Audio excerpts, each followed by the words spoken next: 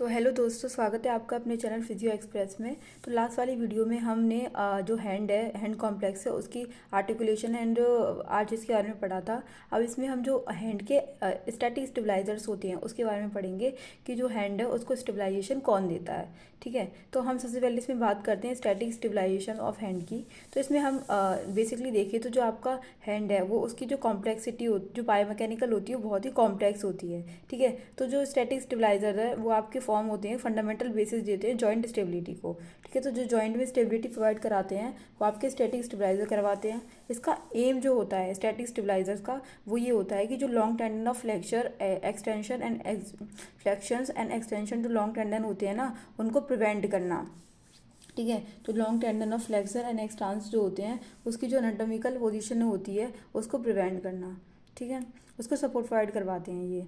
और इनके अलावा जैसे कि आपके स्टैटिक स्टेबलाइजर्स होते हैं, लाइक आपका कैप्सूल हो गया, ligament, bony structure and many other structure जो प्रेजेंट होते हैं। इनके अलावा भी आपके खुद अदर कुछ आपके अदर स्ट्रक्चर प्रेजेंट होते हैं, लाइक आपका वोलर प्लेट हो गया, सजाइटल बैंड हो गया, angular pulley and extension wall. अब इस वीडियो में हम इनके बारे में थोड़ा डिटेल में देखते हैं कि क्या है ये।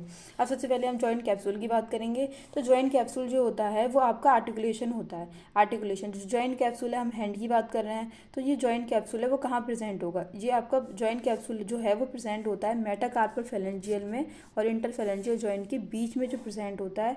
ये आपका do not provide required stability, ये कोई स्टेबिलिटी इतनी ज़्यादा प्रोवाइड नहीं कराता, specially during the extension movement. जब हम एक्सटेंशन मूवमेंट करते हैं उस टाइम में ये स्टेबिलिटी प्रोवाइड कराता है। ठीक है, तो जॉइंट कैप्सूल है वो कहाँ होता है? जैसे कि आपका ये हैंड है, हैंड में ये इंटर इंटर मेटाकार्पल फेलेंजियल जॉइंट, यहाँ पे जो इंटरफेलेंजियल जॉइंट और जो आपका क्या हो गया फेलेंजियल का जॉइंट हो गया, यानी कि इंटरफेलेंजियल जॉइंट और जो मेटाकार्पल फेलेंजियल जॉइंट के यहाँ के बीच में प्रेजेंट होता है, इसे हम बोलते हैं जॉइंट कैप्सूल। ये क्या करता है? तब हम एक्सटेंशन करवाते हैं, ठीक है, एक्सटेंशन करवा रहे हैं हैंड का, उस टाइम में ये स्टेबिलिटी प्रोवाइड कराता है। स्पेसिफिक इसका कोई ऐसा वर्क नहीं होता। ठीक है, ये आपका क्या कहते हैं 3 प्लेन्स में मूवमेंट करवाता है। ठीक है, ये लिखा है इसमें कि 3 प्लेन्स में ये मूवमेंट करवाता है। अब नेक्स्ट बात करेंगे हम वोलर प्लेट की। तो वोलर प्लेट क्या होता है? वोलर प्लेट आपकी एक additional fibre cartilaginous support system provide कराता है एमसीपी जॉइंट में। ठीक है, तो ये आपका क्या है? यहाँ पे मेटाकार्पल फेलेंजियल जॉइंट है। ये मेटाकार्पल जानी थी आपकी और ये फेलेंजिस है, तो ये मेटाकार्पल फेलेंजियल जॉइंट होता है यहाँ पे। तो यहाँ पे प्रेजेंट होती है आपकी वोलर प्लेट। और जो वोलर प्लेट है वो भी आपके स्टेबिलिटी का काम करती है। ये आगे देखते हैं डायग्राम के थ्रू। ठीक है, तो ये क्या है आपकी? ये आपकी एक फिंगर का स्ट्रक्चर है। ठीक है, ये आपके फिंगर का स्ट्रक्चर है। यहाँ पे जो मेटाकार्पल फेलेंजियल जॉइंट है तो यहाँ पे प्रेजेंट होता है आपका वोलर प्लेट। ठीक है, इसमें जो वोलर प्लेट है इसमें जो आर्टिकुलेशन होता है मेटाकार्पल फेलेंजियल जॉइंट का एंड फेलेंजियल जॉइंट का, यहाँ पे बनता है आपका वोलर प्लेट। ठीक है, तो यहाँ पे क्या होता है? आपका प्रॉक्सिमल जॉइंट कैप्सूल होता है एंड कोलेटरल लिगामेंट होते हैं। ये क्या करते हैं? जो लिगामेंट होते हैं ना उनको आपका स्टेबलाइजेशन प्रोवाइड कराते हैं। इसका भी सेम यही काम है। तो हम हाइपर एक्सटेंशन करवाएंगे ना मेटाकार्पल फेलेंजियल जॉइंट का, उस टाइम पे ये लॉन्गिट्यूडनल आर्च को सपोर्ट प्रोवाइड कराता है और डिस्टली अटैच रहता है बेस ऑफ प्रॉक्सिमल फेलिंग्स से। जो बेस होता है प्रॉक्सिमल फेलिंग्स का उससे ये डिस्टली अटैच रहेगा। ठीक है, फिर आता है थर्ड आता है हमारे पास सजाइटल बैंड। अब जो सजाइटल बैंड है वो आपका एक ट्रांसवर्स फाइब्रोकार्टिलेजिनस स्ट्रक्चर देता है। सजाइटल बैंड में क्या होता है? जैसे कि ये आपका मेटाकार्पल फेलेंजियल जॉइंट, वो मेटाकार्पल फेलेंजियल जॉइंट फेलेंजियल है और यहाँ पे फेलेंजिस है। तो ये क्या कर रहा है? यहाँ पे ट्रांसवर्स स्ट्रक्चर दे रहा है। सजाइटल बैंड जो होता है वो आपका ट्रांसवर्स फाइब्रोकार्टिलेजिनस लिगामेंट होता है जो एफडीपी एंड एफडीएस को, जो एफडीपी एंड एफडीएस का जो यहाँ पे इंसर्ट करती है ना, एफडीएस एफडीपी का टेंडन जो इंसर्ट करता है, इसको ये क्या प्रोवाइड कराएगा? सपोर्ट प्रोवाइड कराता है। ठीक है, इसको एडिशनल स्टेबिलिटी प्रोवाइड कराता है सजाइटल बैंड, क्योंकि ये से आर्टिकुलेट करता है। ठीक है, और ये इसकी स्टेबिलिटी के लिए रिस्पॉन्सिबल होता है। Sagittal band FDP and FDS की आर्टिकुलेशन के लिए रिस्पॉन्सिबल होता है। ठीक है, ये होता है सजाइटल बैंड का वर्क। फिर नेक्स्ट हम बात करेंगे इसमें pulley of hand. Pulley of hand में क्या होता है? जो हैंड है तो हैंड के जो स्ट्रक्चर है, जैसे कि हम फ्लेक्शन करते हैं तो उस टाइम पे यहाँ पे आपका पुली लाइक स्ट्रक्चर बनता है, तो ये होता है आपका पुली ऑफ हैंड। तो ये 2 टाइप्स के बनाता है, एक होता है ट्रांसफर्स और सर्कुलर, इसको हम क्रूशिएट पुली भी कहते हैं। तो सबसे पहले हम यहाँ पे ट्रांसफर्स पुली के बारे में पढ़ेंगे। ठीक है, तो ट्रांसवर्स पुली क्या होती है आपकी? जैसे कि ये डायग्राम के थ्रू यहाँ पे देखेंगे जो ट्रांसवर्स पुली है, यानी कि लाइक दिस। ठीक है, इस स्ट्रक्चर की बात कर रहे हैं हम।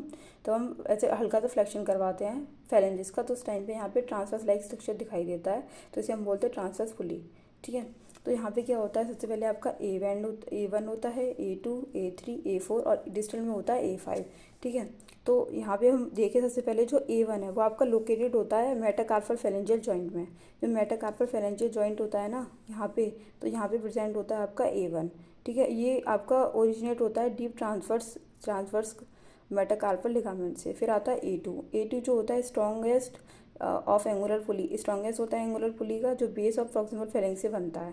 फिर आता है A3 जो होता है वो लोकेटेड होगा level of proximal interphalangeal joint जो होते हैं ना उनके बीच में प्रेजेंट होगा। A4 होगा at the level of mid Fehling's, जो मिड फेलिंग्स होती है उसके बीच में प्रेजेंट होगा। फिर आती है A5 जो होता है वो डिस्टल फेलिंग्स में प्रेजेंट होता है। ये आपका बीन शेप लाइक स्ट्रक्चर होता है, बीन शेप का स्ट्रक्चर होता है जो कि डेंस फाइब्रस कनेक्टिव टिश्यू का बना होता है। इसमें रिच कोलेजन कंटेंट होता है। ठीक है, अब नेक्स्ट बात करते हैं क्रूशिएट पुली की। तो क्रूशिएट पुली में क्या होता है, ये भी आपका एडिशनल पुली लाइक स्ट्रक्चर देता है। इस क्रूशिएट पुली में हम सिर्फ एक फिंगर के स्ट्रक्चर की बात करते हैं। ठीक है, तो इसमें C1, C2 and C3 like आपके 3 पार्ट में डिवाइड होता है। ये लोकेट जो C1 है वो लोकेटेड होता है डिस्टल इंटरफेरेंजियल एंड प्रॉक्सिमल फेरेंजियस के बीच में। ठीक है, C2 होता है वो लोकेटेड होता है अपर हाफ, जो लोअर हाफ जो होता है ना मिडिल फेलिंग्स का यहाँ पे, और जो C3 है वो लोकेटेड होता है आपका प्रॉक्सिमल फेलिंग्स में। ठीक है, ये आपको क्या ये भी आपका प्रोवाइड करवाता है स्टेबिलिटी। ठीक है, लाइक आपका इसमें देखिए ये C1 है, ये C2 है, ये C3 है, ये आपका स्टेबिलिटी प्रोवाइड करा रहा है इसमें। ठीक है, तो हमने इसमें बेसिकली क्या देखा, स्टैटिक स्टेबलाइजर्स देखे हैंड के। स्टैटिक स्टेबलाइजर्स में था आपका कि capsule ligament and bony structure के अलावा भी आपके कुछ ऐसे स्ट्रक्चर्स होते हैं जो इसको स्टेबिलिटी प्रोवाइड कराते हैं। Volar plate, sagittal bed, angular pulley and extension wall, तो हमने इसके बारे में देखा है। ठीक है, ये होते हैं इसके स्टैटिक स्टेबलाइजेशंस होते हैं हैंड के, जो इसको स्टैटिक स्टेबिलिटी प्रोवाइड कराते हैं। ड्यू टू ज़्यादा से ज़्यादा जो इसको स्टेबिलिटी है वो तब प्रोवाइड की जाती है तब हम एक्सटेंशन करवा रहे हो फिंगर्स का, फेलेंजेस का या फिर मेटाकार्पल का। जब फेलेंजेस कराते हैं उस टाइम पे ज़्यादा ज़रूरत पड़ती है स्टैटिक स्टेबिलिटी की।